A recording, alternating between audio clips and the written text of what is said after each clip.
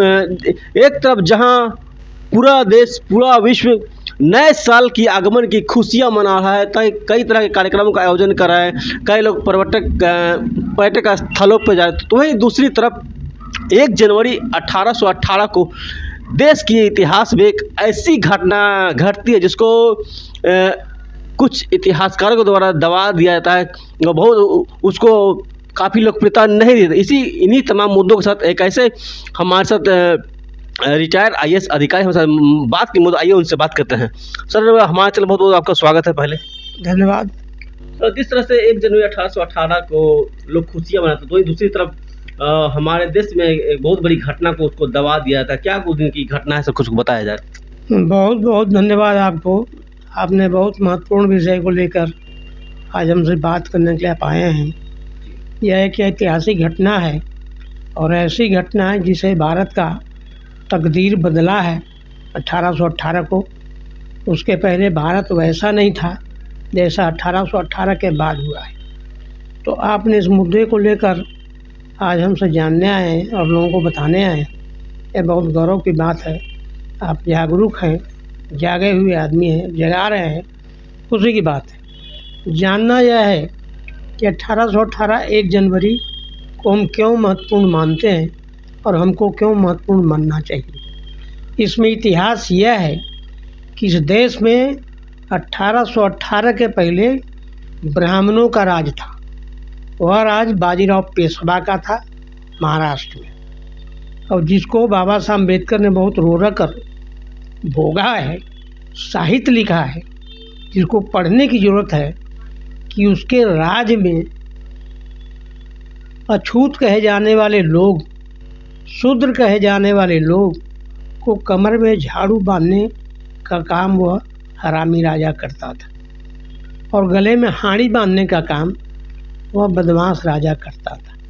तो अपनी जनता को जाति के आधार पर गले में हाड़ी बांधना और कमर में झाड़ू बांधना और सर पर कौवे का पाँख बांधकर सड़क पर चलना, आवाज़ लगाना कि हटना जी, बचना जी, अछूत आ रहा है, हटना जी, बचना जी, शूद्र आ रहा है।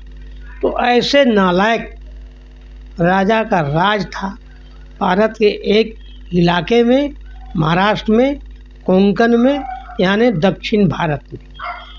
तो जो प्रश्न आपने उठाया है उसका इतिहास यह है कि जब भारत में ईस्ट इंडिया कंपनी यहाँ व्यापार करने आई तो आई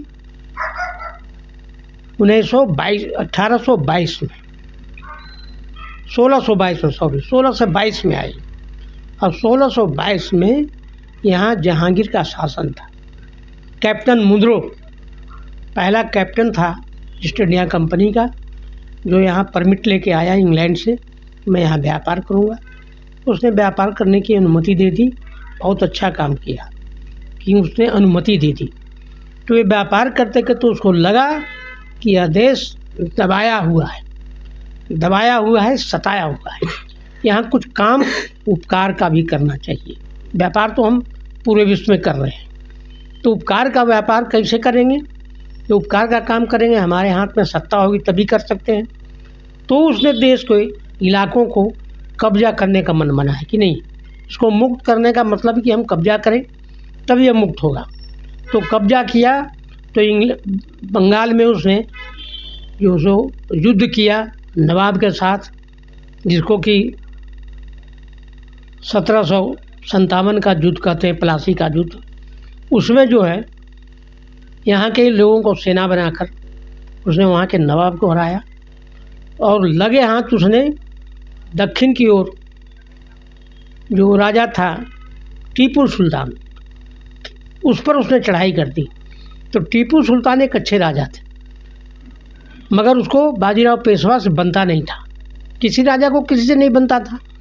उसने देखा कि हमारे दुश्मन पर अगर बाहर का आदमी अटैक किया है तो हमको अंग्रेज़ों को साथ देना चाहिए।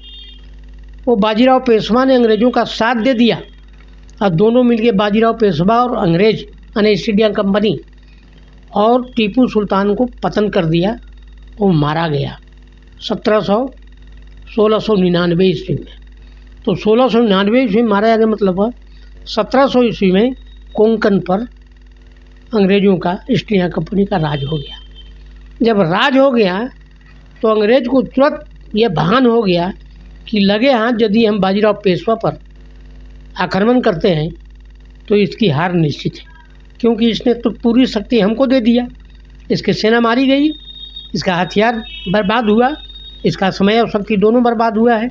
अब यह कमज़ोर है, ये हम पर विश्वास करता है मगर ये विश्वास के लायक आदमी नहीं है। उसने तुरंत 1818 में बाजीराव पेशवा पर आक्रमण कर दिया, जिसके साथ भीमा नदी के किनारे कोरेगांव का जो मैदान है वहीं युद्ध हुआ, जहां 28,000 बाजीराव पेशवा ब्राह्मण और मराठा की सैनिक थी। उसके विरोध में मात्र 500 महार सैनिकों ईस्ट इंडिया कंपनी ने उतारा और उन महार सैनिकों ने, वीरों ने बाजीराव पेशवा और मराठों के सैनिकों को मारकर पराजित कर दिया, चकनाचूर कर दिया। यह इतिहास विश्व के इतिहास में अद्भुत इतिहास है।